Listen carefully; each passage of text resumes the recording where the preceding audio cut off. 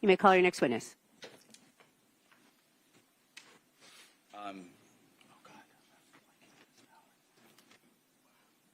Valerie Lowe. You please get Valerie Lowe.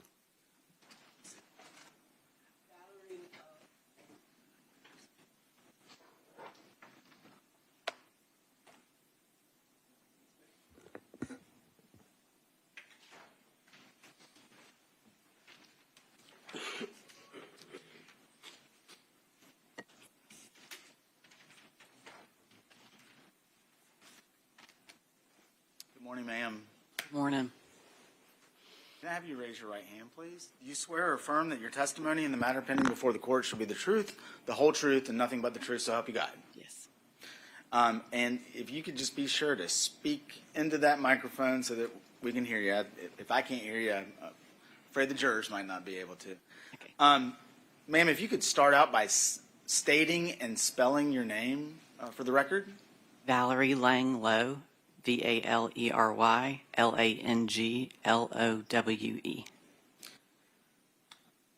And, ma'am, what do you do for a living?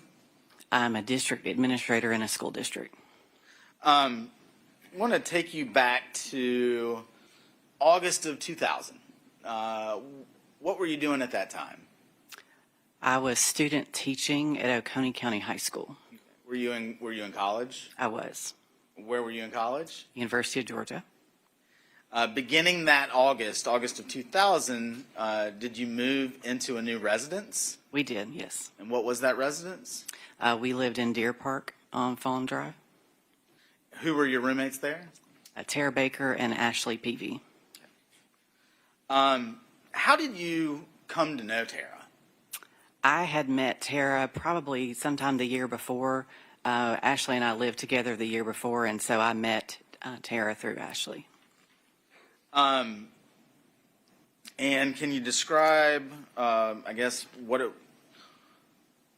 was like to get to know Tara as a roommate as opposed to a friend or an acquaintance? We all got along very well, and I mean, we were all very busy, either in grad school or finishing up college at the time, and we were just all busy. So we all got along fine, and everybody kind of did their own schedules. Okay. And if I didn't clarify this earlier, in that fall semester 2000, did you graduate that December? I did graduate in December. And then did you start a graduate program in January? I did. I had started my master's degree. If you could please, ma'am, describe what you observed about Tara as it relates to the fall semester. My schedule was different in the fall because I got up early to go for student teaching. So I was gone a lot. I know she had started law school, and so her schedule, she was busy. So we really, didn't, we were home in the evenings together, but we again, everybody had their schedule, and we were extremely busy, all of us, that particular semester especially. During the fall, would Tara occasionally spend the night at her boyfriend's house? Yes. And by boyfriend, do you mean Chris Melton? Yes. Would there be times when Chris would spend the night over at Fawn Drive? I don't recall.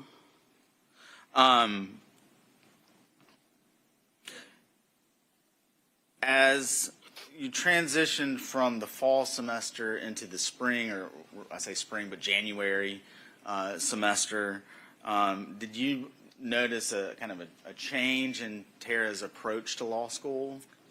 She had made comments that, she... And I'm sorry, I don't mean to interrupt. I don't want you to testify to anything that she may have said, but just did you get an overall impression as to her approach to law school? Yes. She'd started another semester. I was starting grad school, so I think a lot of our patterns had changed just because it was a new semester. Okay. And what change was that, if you can recall? Probably at home more. I know I was at home more. What about Tara? Same. Mm-hmm. So on Thursday the 18th, do you recall what your schedule was like that day? I had class, when I started my grad program, a lot of my classes were in the evenings. So I would have been home, and I think I left sometime before maybe 4 o'clock or around 4 o'clock. I can't remember the exact time. And I had class that evening till probably 7:15 or 7:30, I believe. And what did you do after class? I was going home for the weekend, so I immediately started heading in that direction when I left. So you didn't go back to Fawn Drive? I did not. Did you see Tara that day at all? I don't remember. I think that she probably got home the time I was leaving. I don't remember. Ma'am, what, if anything, do you remember about the weather that evening as you were leaving town? It was very rainy. I do remember that, just driving in the rain and, it being dark, but I just remember that it was raining.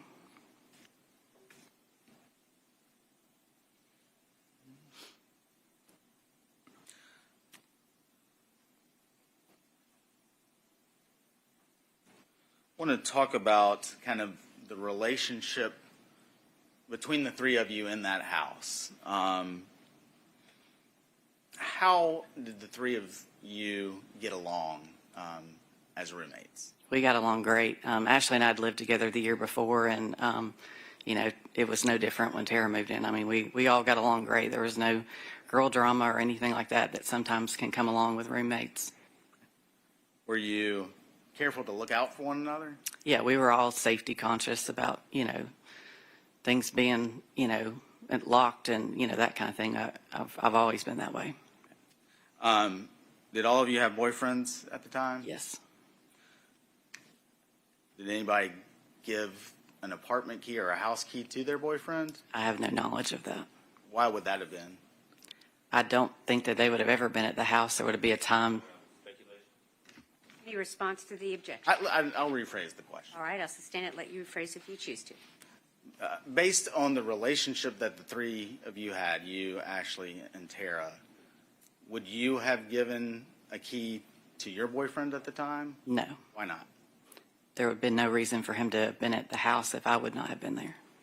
Based on your impression of the relationship, again, that you shared with Ashley and Tara, was that consistent throughout the house? I would assume yes.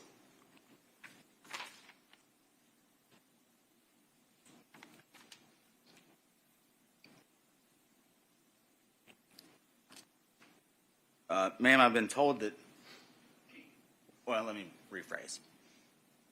Were you the one that would keep the house clean? Yes. Can you describe that a little bit? I was just the clean one of the group. There's always one, I guess, when you live with roommates. And so I was the one who would clean and tidy up the house, and just that was something that I enjoyed and still enjoy doing.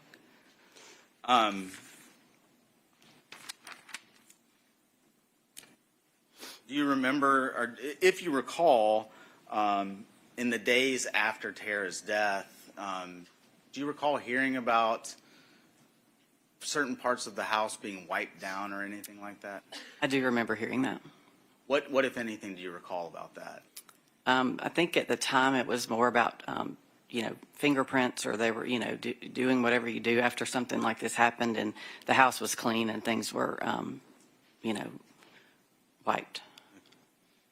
Do you recall what areas of the house they were referring to? I remember they asked, if certain patterns of cleaning, if, I would have cleaned this or cleaned that, that kind of thing. But it was, maybe doorknobs or around the doors or windows, that kind of thing. And is that something that you would have cleaned? Not typically. I mean, I kept things dusted and vacuumed and just your normal thing, but I didn't deep clean the house all the time.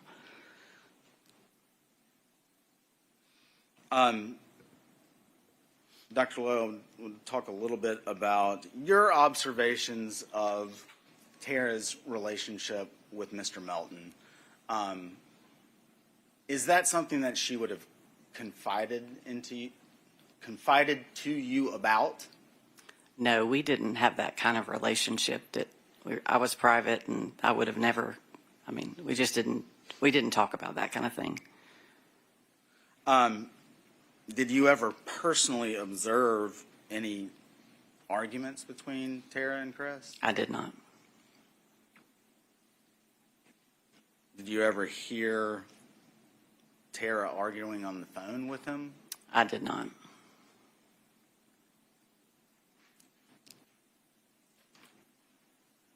Bear with me just a second.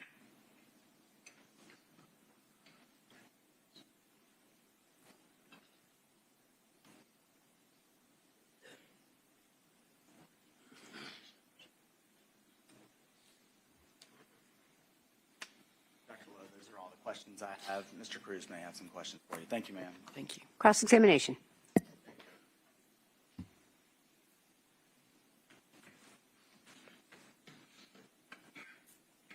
Dr. Lowe, first and foremost, I want to let you know I am sorry for your loss, tremendously sorry for your loss.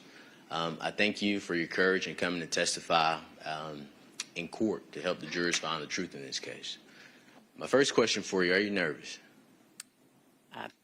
I mean, I think anybody would in this situation. I tell you don't be. I have some very softball questions for you, if that's okay. Okay. There was a statement that you made to law enforcement that I wanted to ask you about. Do you recall stating it was almost like somebody knew that we weren't going to be home?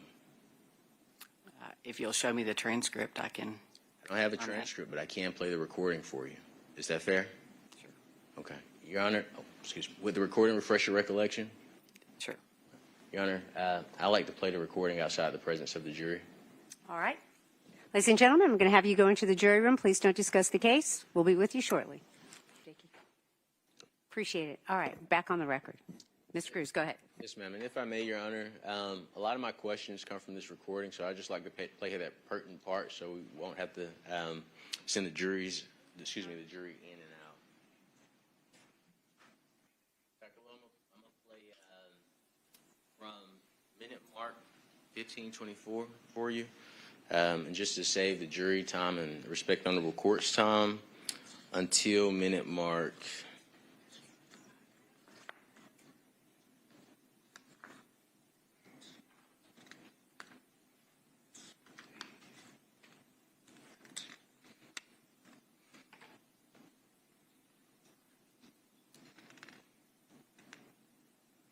31:52. Is that fair?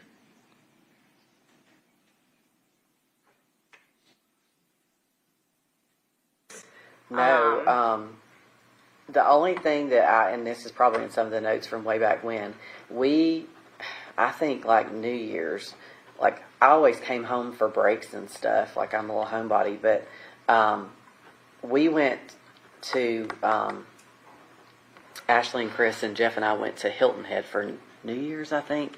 So we came through Athens, maybe to pick them up or something, and Tara was there, and we were like, what are you, why are you here by yourself kind of thing, it's a holiday, This is of 2001, right? Or like 2000 going into 2001? Yeah. Okay.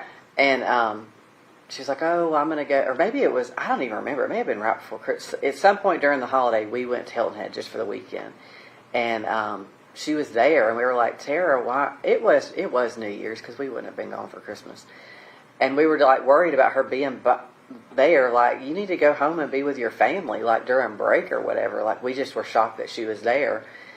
And, we went on our trip or whatever and came back to school, in January or whenever classes started back. But when class started back, we hadn't been there, 2 weeks, because I had just graduated in December, and I was starting my master's in January at UGA. We had not been back, whatever week or week and a half, whatever all that was when all this happened. She hadn't been going to Chris's house at night. So when I say she went there that often, it was weird that she was at home. Oh, okay. So I didn't catch that earlier. Like, she was at Chris's house, like, almost nightly? It was a lot. Okay. It was like for that, but like I said, I can only speak to like first 3 months, semester. yeah. I don't know, what her life was like before. But when we came back from break, and Ashley will tell you the same thing, there was a significant change in that. But again, that's her business. We didn't want to ask any questions, and I think maybe Ashley or I maybe did say, are y'all okay?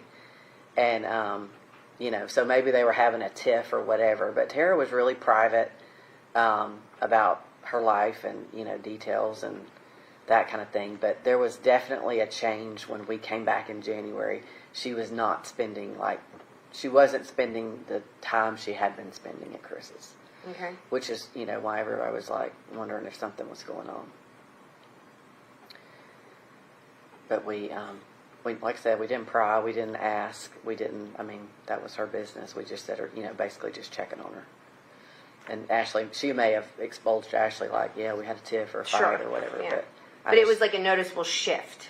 Definitely. Is that fair to say? I don't want to put words in your mouth. No, it was definitely a shift. And like I said, you can go back to the notes of when all that, and I'm sure that I'll have to go. we said the same thing, because it was just, like I said, I can't remember a lot of things, but I remember the details of a lot of this that were just very vivid to me, that something wasn't right.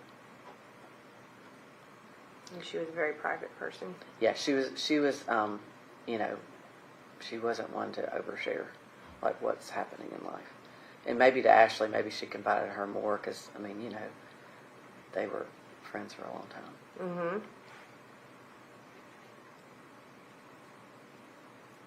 Okay.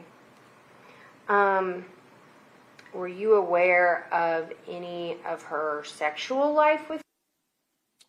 I'm going to fast forward the piece to get to the next portion that I'm going to ask you questions about, okay?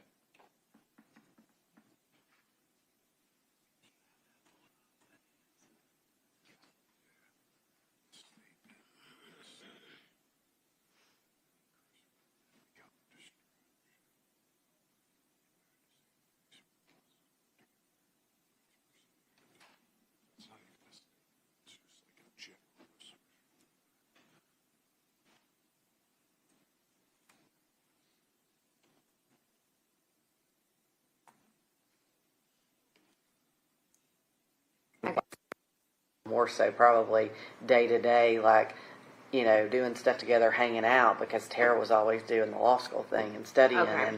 And I think going back to the whole Chris and January thing, I don't know.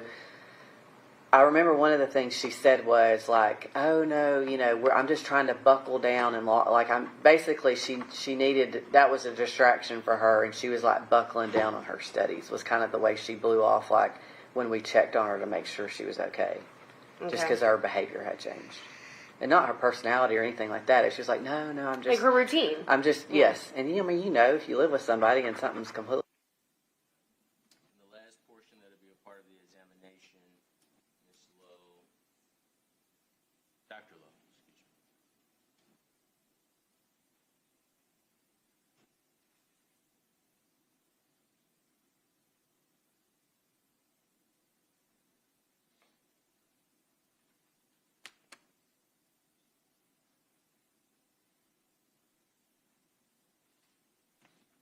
thing, and she was I don't see anything that's missing from your stuff. Everything looks just like you left it. It was in perfect shape, like nothing's gone. I even had there's big jars you throw in money and change, and I even had that in my if somebody if they were coming there to rob us, they would have.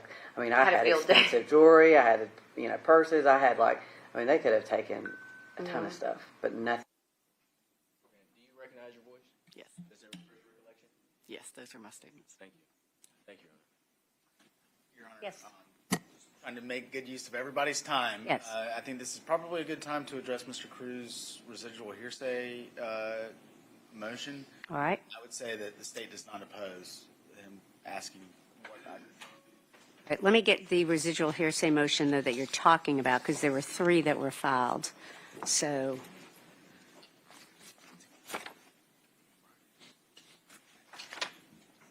All right, so Mr. Bolden, you're talking about the pending motion that the defense filed on January 20th with regard to Dr. Valerie Lowe Lang. Is that right? Is that what you're referring to? Yes, Your Honor. Okay, and your position is?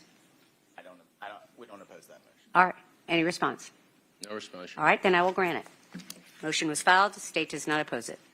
All right, anything else before we bring the jury back? No, ma'am. All right, could you bring the jury back, please?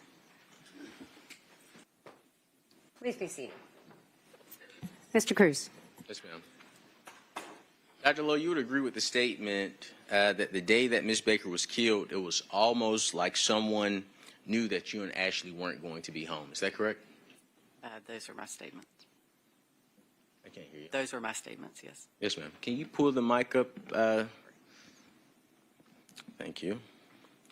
And the reason you said that is because it was rare for both you and Ashley not to be home. Is that correct? That's correct.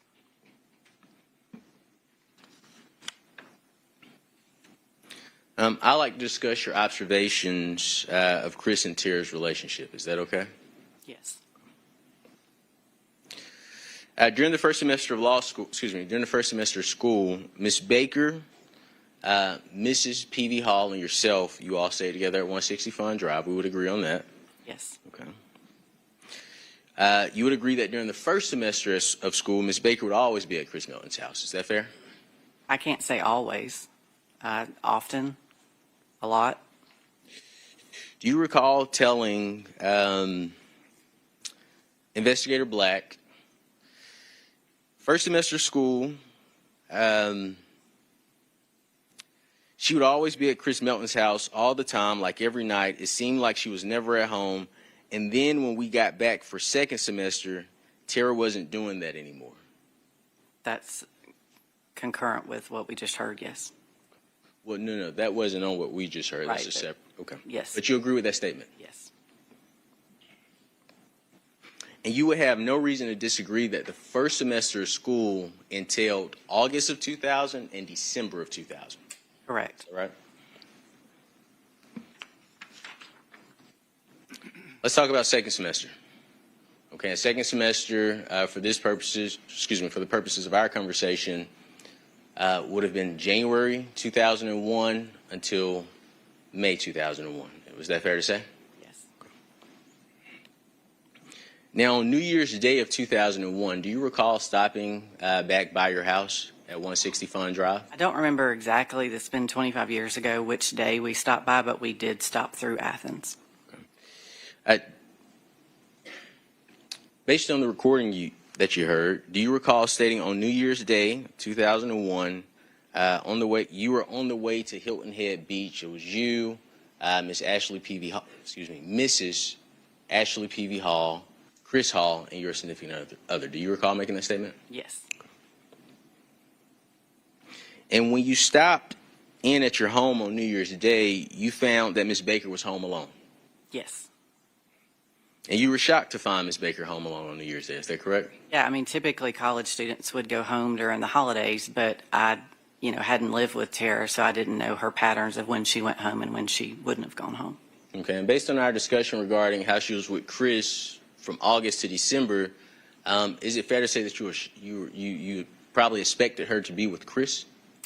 I don't know where I would have expected her to be. It was the holidays, so.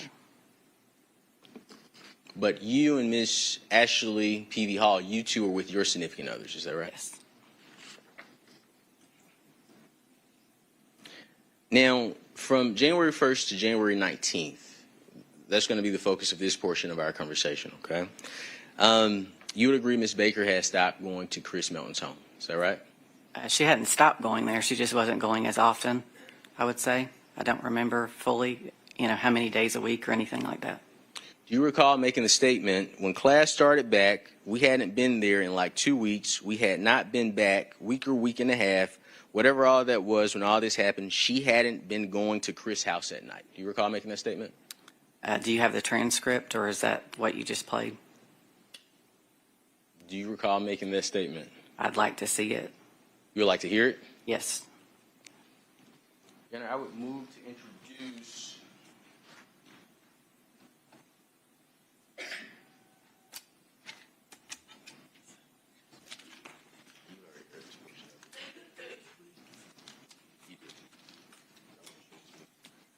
to introduce minute mark 1632 through 1651 of Defense Exhibit 22, which is court's indulgence. Ms. Lang, do you recall speaking with law enforcement agent Elizabeth Bigham?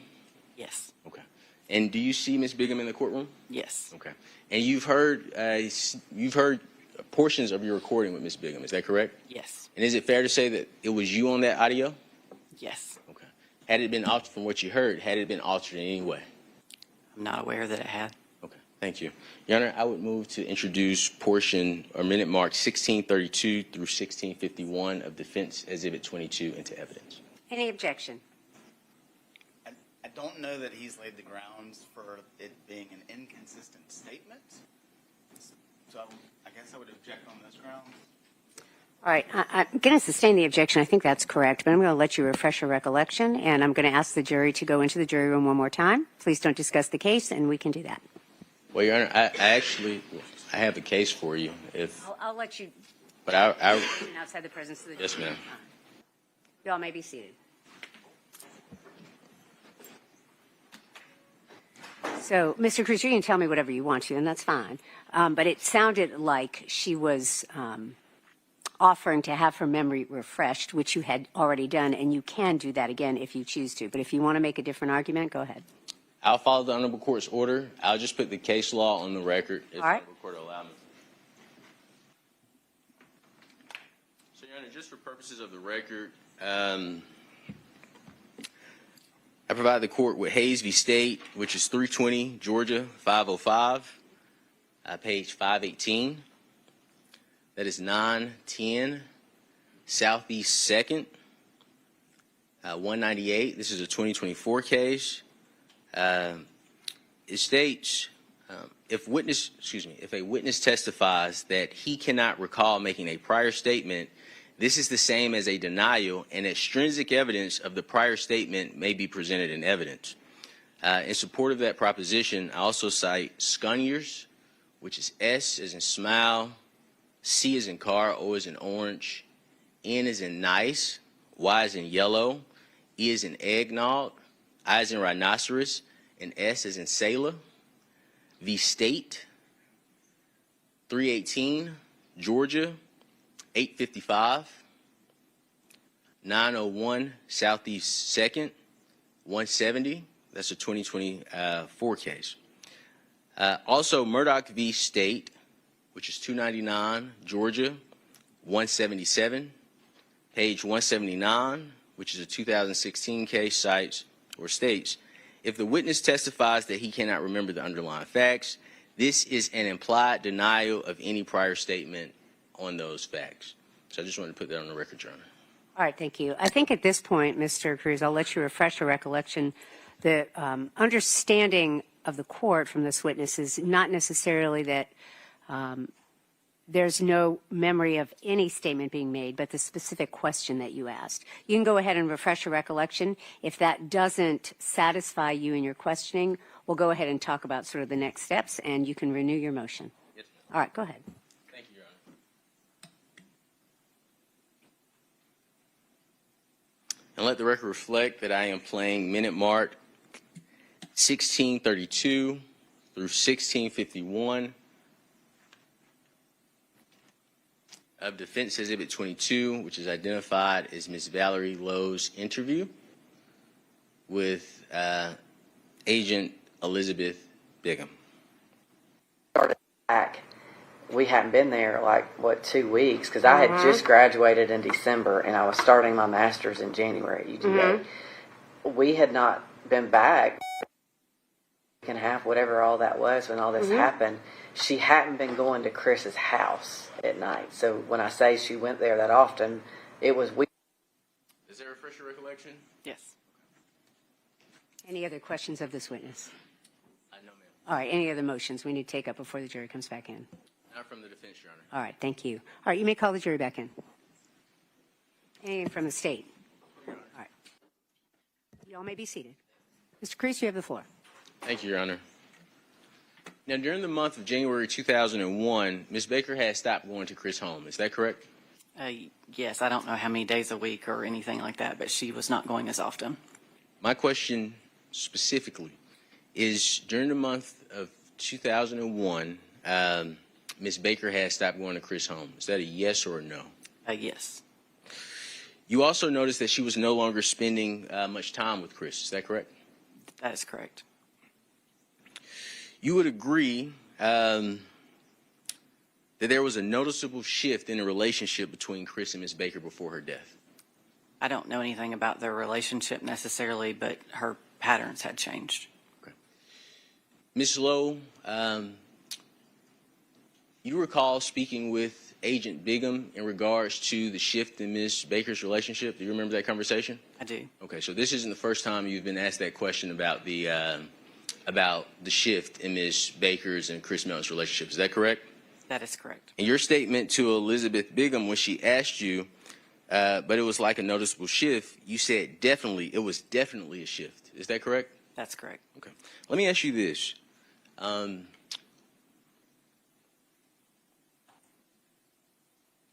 Would you agree that some of your answers have changed here today versus when you spoke with Agent Bigham?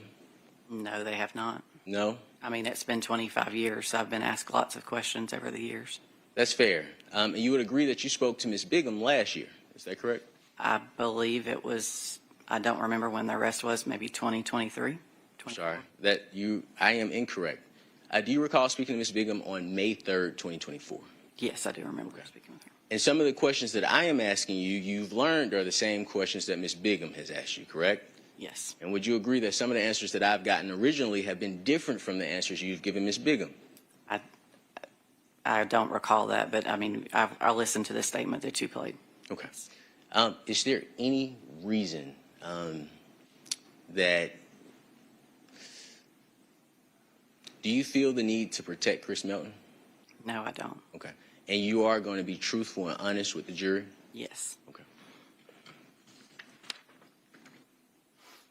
After noticing the shift in Ms. Baker's relationship, do you recall asking her if everything was okay? Yes. And based on Ms. Baker's response, it is fair to say that your takeaway was that Chris was no longer a focus for Ms. Baker. Her focus was on school. Is it fair to say that her relationship with Chris was a distraction for her? Yes. Her focus was on school. Now, we've agreed that on January 1st, or New Year's Day, Ms. Baker was home alone. Is that correct? Yes. Okay. And January 19, 2001, she was killed. Is that correct? Yes. And I like to put this in context for the jury, okay? We agree that 3 people stayed at 160 Fun Drive. We've already discussed that. We agree on that, correct? Yes. Okay. And although Ms. Single may or may not have been single, I want us to assume that she's with Chris Melton, okay? Can you repeat that? Sure. We're going to assume for this conversation that Ms. Baker is still with Chris Melton on January 19th, okay? Yes. You were dating Jeffrey Hall. Yes. Okay, so we have 3 roommates. We have Jeffrey Hall. Ashley Peavy was dating Chris Hall. Okay, so we have Chris Hall. So we have Miss Baker. We have you. We have Mrs. Peavy Hall. I want to make sure I get her name right. We have Chris Hall. We have Jeffrey Hall, and we have Chris Melton. So at any given time, there could be 6 people in the house. Is that right? Correct. Okay. And even with the single car in the driveway, there could still be at least 2 people in the house. Is that right? Correct, if someone had somebody there. Okay. Well, boyfriend, girlfriend, couple. Is that fair? Okay. Based on the number of people that could be in the house at any given time, is it fair to say that it seems as if the person that killed Miss Baker was certain that she would be home alone? Sustained. Your statement to law enforcement was that it was like someone knew that she was going to be home alone. Is that I'm going to overrule that objection. Can you repeat that? Absolutely. Your statement to law enforcement was that it was like someone knew she would be home alone. Is that correct? I did make that statement, yes. Now let's talk about the items that you had in your room, okay? You had a jar full of change and money in your room. Is that right? Correct. That was not taken. No, sir. Okay. You had a lot of purses in your room, correct? Correct. Those were not taken. Is No, that sir. right? And you also had expensive jewelry in your room. Is that correct? That's correct. And that also was not taken. Is No, that sir. right? No, And sir. I'm sorry, I didn't mean to cut you off. Go ahead. No. I think you were answering. I spoke I while said you no, were sir. speaking. I'm sorry. I said no, sir. And all of this was in the open in your room, correct? Yes, sir. But none of your property was missing from the home and everything looked exactly how you left it. I did not go to the house, but yes, everything was still there. Yes, ma'am. Based on none of your valuables in your room being stolen, is it fair to say that it seems that the person that killed Miss Baker came there specifically for her? Yeah, speculation. Sustained. But nothing was taken from anyone in the home? No, sir. Or not from my room. I can only speak to myself. Yes, ma'am, that's fair. I have no other questions for you. Thank you so much, Dr. Lowe. Any redirect, Mr. Bolden? Dr. Lowe, you mentioned that in the fall semester, Tara had been spending a good bit of time over at Chris's. Were you aware of where that apartment was? Yes, sir. I believe I remember. Where was it? I believe it was off Millage. Is that here in Athens? Yes.